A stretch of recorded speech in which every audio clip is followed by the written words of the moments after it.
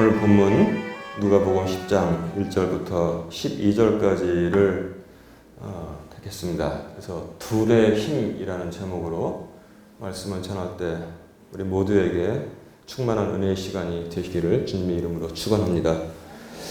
오늘 본문 보면은 우리 잘 아는 바와 같이 많이 들으셨죠? 70문도를 둘씩 해서 70문도를 둘씩 보내셨는데 그러면 몇 쌍이 나옵니까? 35쌍이 나오는 거죠. 70문도니까 둘씩 해서 주님께서 가시고자 하는 고을에 먼저 보내셔서 병자를 고치고 두 번째는 하나님의 왕국을 선포하라는 말씀을 해 주셨습니다. 그런데 옛날에 제가 이 70문도에 대해서 설교도 듣고 그리고 또 말씀을 읽었을 때 한때 그런 생각을 제가 좀 했습니다. 예수님의 12제자의 나중에 행방은 다 성경과 또 교회사에 기록이 되어 있는데 도대체 이 70문도는 어디로 다 가버렸는가 이런 생각을 제가 한 적이 있습니다. 그런 생각들은 왜 하게 되냐면 오늘 본문만 딱 떼어서 놓고 볼 때 이 70문도들 다 어디로 가버렸지? 그런 생각을 할 수 있게 됩니다. 그런데 그것을 연결해서 놓고 말씀을 대하면은 이들이 얼마나 큰 위대한 일들을 하나님의 힘을 빌어서 덧입어서 해냈는지를 우리가 한등히 짐작할 수 있게 하는 것입니다. 자, 그래서 지금 이 현대에도 제가 집사람하고 우리 애들 데리고 안식년 때 하와이에 가서 열방대학에서 제가 교육을 받았잖아요. 근데 열방대학에서 교육도 지금 이런 식으로 해요. 거기서 선교에 대해서 다 합숙하면서 공부한 다음에 그 다음에 아웃리치라고 해서 각 나라로 각 열방들로 다 사람들을 보냅니다. 짝에서. 근데 저희들은 아웃리치를 못 갔어요. 왜냐하면 교육만 받고 아웃리치를 갔다 와야지 그 수료증을 받는데 제가 교회를 담임하고 있는데 어떻게 계속 몇 개월 더 이렇게 갈 수가 없어서 아웃리치는 다음에 기회가 생기면 교육 다 받았으니까 거기 가야겠다 이렇게 생각을 했는데 거기에 온 다른 그 목회자들이 아닌 그 분들이 많이 있거든요. 그 형제자매들은 다 아웃리치를 갔습니다.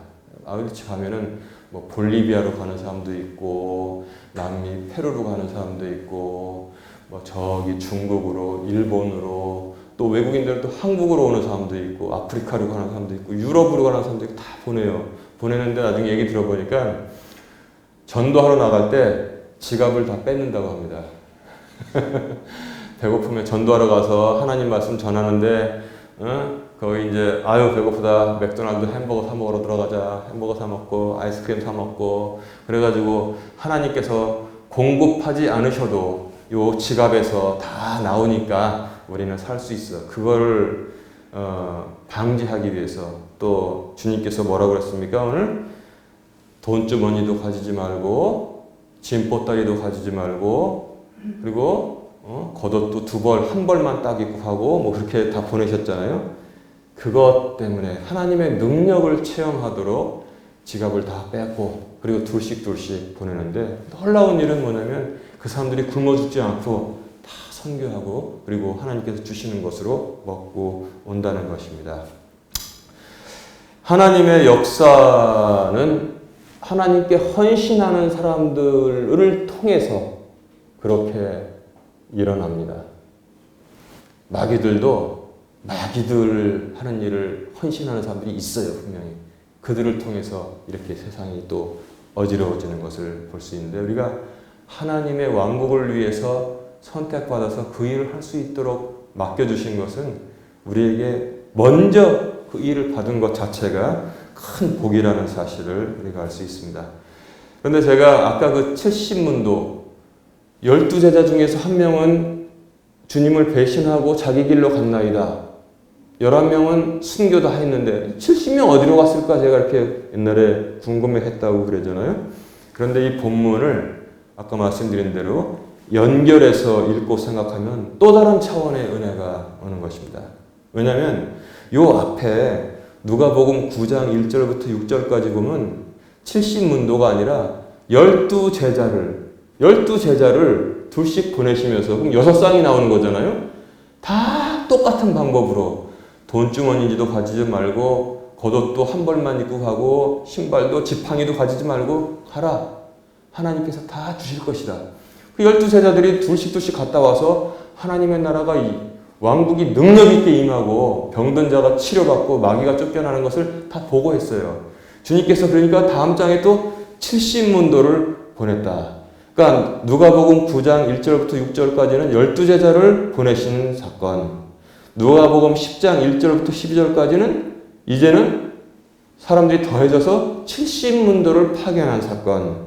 그리고 이제 복음서가 끝나고 사도행전으로 넘어가 보면은 사도행전 1장 15절 이하에 120명이 모여 있었잖아요.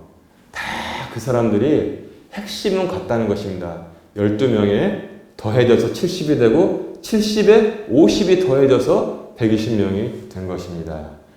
그 맥이 계속 흐르고 있다는 관점에서 보면 또 다른 또 우리가 의미와 은혜를 알 수 있습니다.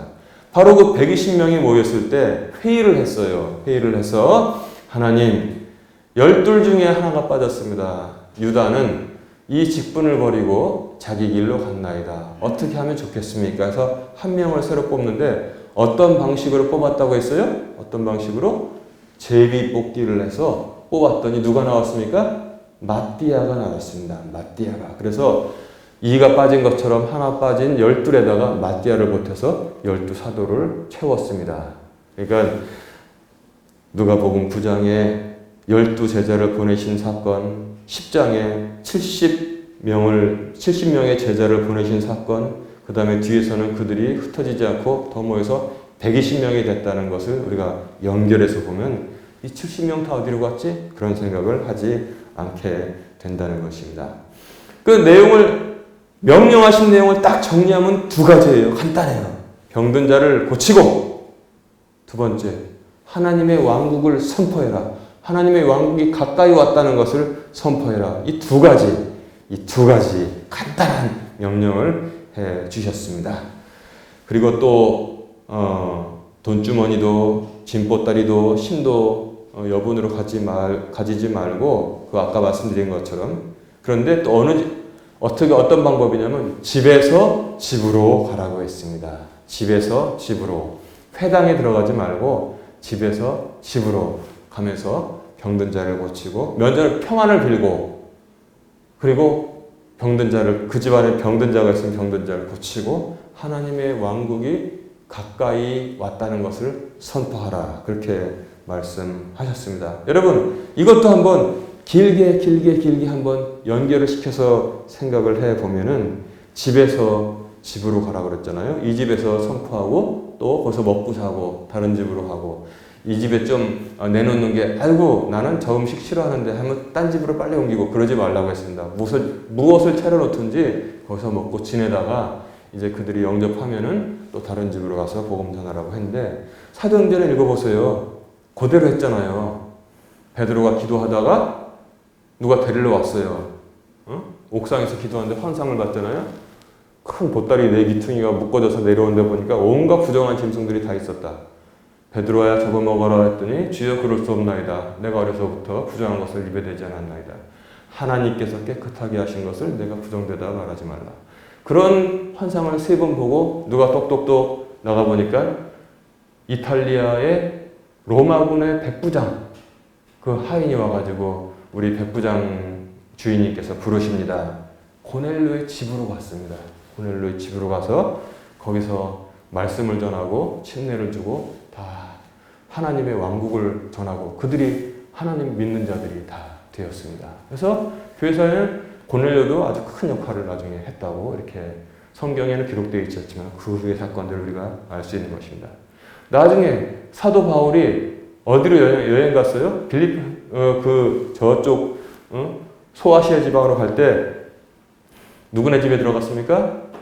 시냇가에서 보니까 이 빨래하는 여자들이 있었는데 거기서 말씀을 기도하는 채소로 얻으려고 하다 전하니까 루디아라는 박물 장수 하는 이런 그 염색하는 그런 일을 하는 여장부가 있었는데 그 말을 듣고 너희가 나를 예수 믿는 자로 여기거든 우리 집에 와서 유하라. 그래가지고 루디아의 집에 가서 먹고 자고 하면서 거기를 거점으로 삼아서 여러 가지 능력 있는 복음을 전한 것을 볼 수 있습니다. 근데 거기서 이제 귀신 들린 여종 고쳤는데 빌립보에서 그 주인들이 고소해서 실컷 얻어맞고 밤에 찬송 부르고 있으니까 옥문이 열렸는데 도망가지 않았잖아요. 그러니까 나중에 간수가 무릎을 꿇고 선생들아 내가 무엇을 하여야 구원을 얻을 수 있을까? 주 예수를 믿으라. 그리하면 너와 내 집이 구원을 얻으리라. 그래서 그 밤에 또 누구네 집으로 갔어요? 간수네 집으로 다 가서 말씀을 전하고 침례를 주고 그랬더니 다 구원받아서 기쁨이 충만했다고 전하고 있습니다. 이처럼 집에서 집으로 다니면서 이렇게 하나님의 왕국을 전했던 것을 볼 수 있어요. 그래서 예수님의 명령대로 초대 교회들이 계속 그것을 받들어서 했고 지금도 그렇게 복음이 전파되고 있다는 사실을 우리가 잘 이해를 해야 되겠습니다. 그런데 오늘 또 제가 좀 관심을 가지고 같이 들여다봤으면 하는 것이 있는데 아까 제가 그 70명은 다 어디로 갔나 제가 그랬잖아요. 숫자들을 한번 들여다봤으면 좋겠습니다. 12이 있었는데 여기에 58명이 더해져서 70이 됐고 거기에 또 50명이 더해져서 또 120명이 됐고 그 다음에 베드로가 나가서 능력 있게 하나님의 왕국을 선포하고 회개를 선포할 때 그들이 어떻게 됐습니까? 예루살렘에서 하루에 믿는 자가 3,000이나 더해졌다고 성경은 전하고 있습니다. 자, 그런데 그래서 우리가 70명의 행적은 그 뒤에도 능히 다 알 수 있는데 도저히 어디로 갔는지 모르는 많은 사람들이 있습니다. 누굽니까? 남자들만 5,000명, 여자들하고 아이들을 더하면 부지기수로 더 많은 그 5,000명은 어디로 갔는지 아무 기록이 성경에 되어 있지 않습니다. 왜 그들의 행적은 아무런 기록이 되어 있지 않고 또 우리도 추측을 할 수 없는 걸까? 예수님께서 그렇게 말씀하셨기 때문에 그렇습니다. 요한복음 6장 26절에 보면은 그들이 또 예수님을 딱 쫓아왔어요. 해변길을 따라서. 그때 주님께서 말씀하시기를 너희가 나를 찾는 것은 너희가 기적들을 보았기 때문이 아니요 빵을 먹고 배불렀기 때문이로다. 예수님을 찾은 이유가 빵 먹고 배불렀기 때문에 찾아온 거예요. 또 다음 거 뭐 줄까 해가지고 더 좋은 거 줄까 해가지고 예수님을 득달나게 쫓아왔는데 아무리 많은 수가 예수님을 그때 수만 명이 됐겠죠. 여자들하고 아이들까지 쳤으면 남자들만 5,000명인데 수만 명이 됐을 텐데 그 이유가 너희가 나를 찾는 것은 너희가 기적을 보았기 때문이 아니요 빵을 먹고 배불렀기 때문이로다. 그래서 수만 명의 기록은 성경에 도대체 우리가 흔적 없이 찾아볼 수가 없는 것입니다. 70명은 120명이 됐고 그들은 흩어져 가지고 복음을 전했는데 이 수만 명은 다 어디로 갔는지 모르는 거예요. 70명, 그 다음에 120명 됐을 때 마띠아가 뽑혔고 그 다음 뭐예요? 예루살렘 공의회에서 스데반 집사가 능력 있게 하나님의 말씀을 전했더니 돌 맞아 죽었어요. 순교를 했습니다. 초대교회에서 첫 번째 순교자가 여기서 또 나왔다는 거예요. 그들은 하나님의 왕국을 쫓아서 주님을 쫓았기 때문에 적은 수 120명이지만 복음을 전하고 순교자가 나왔고 그 다음에 빌립 집사는 어떻게 됐어요? 가다가 에티오피아 내시가 마차 타고 가는데 이사야서를 읽고 있으니까 쫓아가가지고 읽는 것을 깨닫느니 어떠니 가르쳐주는 사람이 없는데 내가 어찌할 수 있으랴 올라오시오. 그래가지고 마차 타고 같이 타고 하면서 이 사람이 자기를 가르치는 거냐 남을 가르치는 거냐 어린 양. 그래서 빌립 집사가 다 설명을 했더니 내시가 다 이해를 하게 됐어요. 그래가지고 저기 물이 있는데 내가 침례를 받는 것이 좀 꺼리낌 있느냐. 내가 진실로 예수를 입으로 영접하고 진실되게 믿으면 침례를 받을 수 있느니라. 요 말씀이 개역개정 성경에 싹 빠져 있잖아요. 없음 해가지고 그냥 물만 뿌리면 되는 거라고 돼 있기 때문에 제가 흠정역을 보는 거 아닙니까? 그래가지고 마차를 세우고 들어가서 침례를 받았던 것을 성경이 전하고 있어요. 그래서 아프리카 국가 중에서 그 유일하게 에티오피아가 기독교인들이 많고 옛날에는 기독교 국가에 있었다는 사실을 우리가 알 수 있는 것입니다. 반면 빵을 먹고 배불러서 쫓아온 5,000명들은 어디로 갔는지 다 몰라요. 어디로 가요? 다 집으로 갔겠죠. 그래서 우리가 복음과 교회의 사명에 대한 참뜻을 우리가 생각을 해볼 수가 있는 것입니다. 또 이번에는 숫자를 한번 또 생각해 보면 12제자가 있었고 70명이 있었는데 그걸 연결해서 한번 생각해 볼까요? 12는 뭘 상징합니까? 12는 우리가 금방 딱 알 수 있잖아요. 12는 뭘 상징해요? 이스라엘은 뭘로 구성되어 있습니까? 12지파가 있는 거예요. 그 뜻을 가지고 있습니다. 완전한 수인 것입니다. 70명은 뭘 상징합니까? 출애굽기 15장에 보면은 이스라엘의 그 회중에 장로가 몇 명 있다고 그랬어요? 70명의 장로가 있었다고 성경은 전하고 있지 않습니까? 그러니까 이 12 사도 그리고 70명 그 당시에도 70명의 장로가 있었다고 출애굽기는 설명하고 그 다음에 출애굽기 15장 27절에 보면 마라의 쓴물 유명한 사건 아시죠? 마라의 물 좀 홍해 건넌 다음에 물 좀 먹으려고 했더니 쓴 물이 나와서 그것을 달게 바꿔준 사건. 그래서 마라의 쓴물 달게 만드신 주 그런 애들 부르는 복음성가도 있잖아요. 마라의 쓴물 다음에 어느 이제 오아시스에 도착을 했더니 거기에 샘이 12개가 있고 종려나무가 70그루가 서 있다고 성경은 그렇게 상징적으로 역시 그런 데서도 하나님께서 다 상징을 다 보여주시고 있는 것을 볼 수 있습니다. 12샘에서 생수를 막 뿜어내고 그 다음에 그 옆에 아주 그늘을 만들어주고 잘 자란 종려나무 70그루가 다 거기 서 있던 것입니다. 숫자 거기에 하나님의 상징과 뜻이 다 거기 다 있구나 우리가 알 수 있어요. 더 확실한 건 어딥니까? 숫자로 와서 완전하게 확실한 애들 말로 하면 끝판왕이 뭐예요? 마태복음 1장을 읽으면 알 수 있어요. 마태복음 1장 1절부터 17절까지 보면은 어떻게 설명하고 있냐면 아브라함부터 다윗까지가 14대고 14대 족보가 쭉 나오잖아요. 그리고 다윗부터 바빌론의 포로로 잡혀갈 때까지가 14대고 바벨론에서부터 뭐예요? 예수 그리스도께서 나실 때까지가 14대고 14 이렇게 딱 나눠 놓으신 것을 볼 수 있습니다. 거기서 뭘 할 수 있느냐? 거기서 여러분 뭘 할 수 있습니까? 설계했다는 사실을 알 수 있어요. 저는 그래도 설계를 해본 사람이기 때문에 설계했다는 사실을 알 수 있습니다. 건물 설계할 때 기본이 뭐냐면 여기 기둥이 있죠. 저기 기둥이 있죠.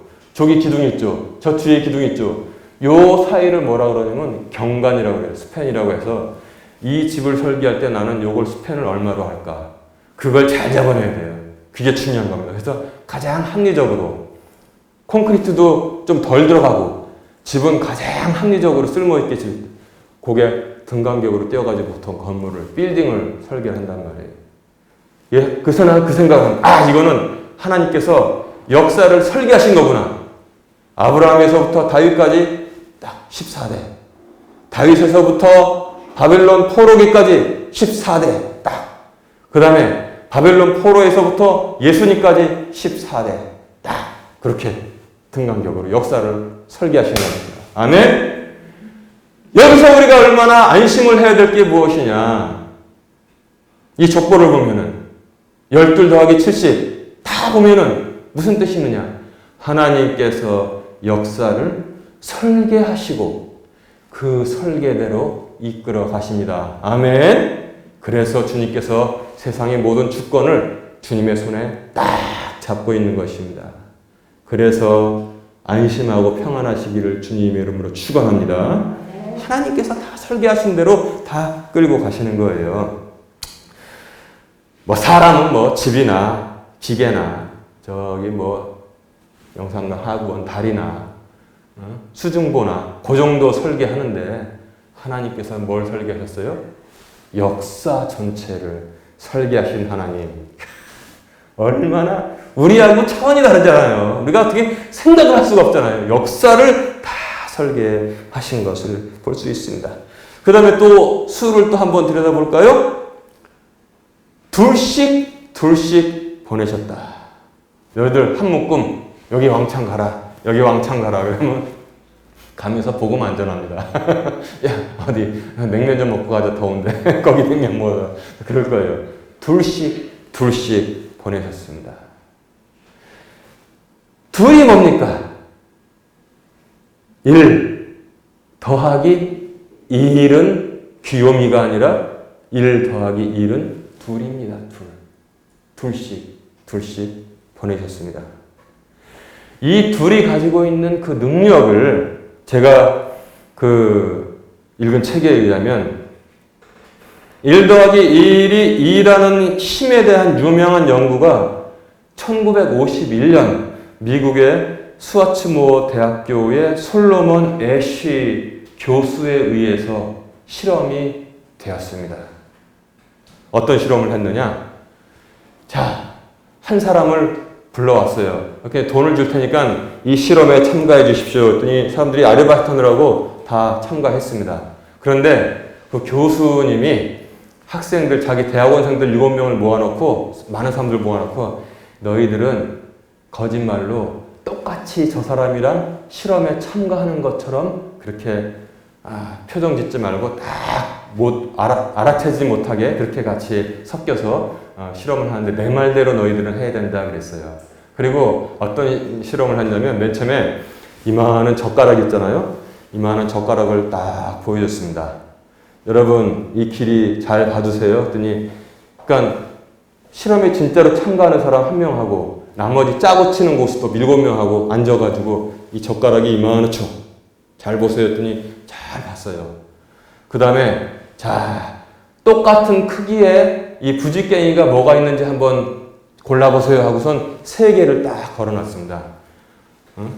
약간 작은 거 그리고 아까 그거하고 똑같은 거 그리고 긴 거 그거를 딱 놨더니 맨 처음에 한 명 한 명 물어볼 때는 다 똑같은 길이를 선택을 했어요.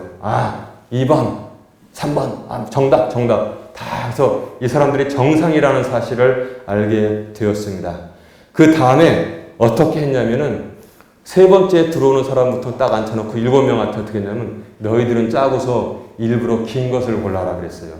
긴 것을 고르라고. 그랬더니 그리고 이게 순서가 중요해요. 7명을 먼저 선택하겠습니다. 그리고 진짜로 아무것도 영문도 모르고 온 사람은 맨 마지막에 선택하기를 하라고 했어요. 그랬더니 7명이 일부러 긴 거를 다 고르니까 이게 아까하고 똑같습니다. 그랬더니 맨 마지막에 영문 모르고 앉아있는 사람이 똑같이 엉뚱한 거를 고르더라는 거예요. 똑같이 엉뚱한 거를.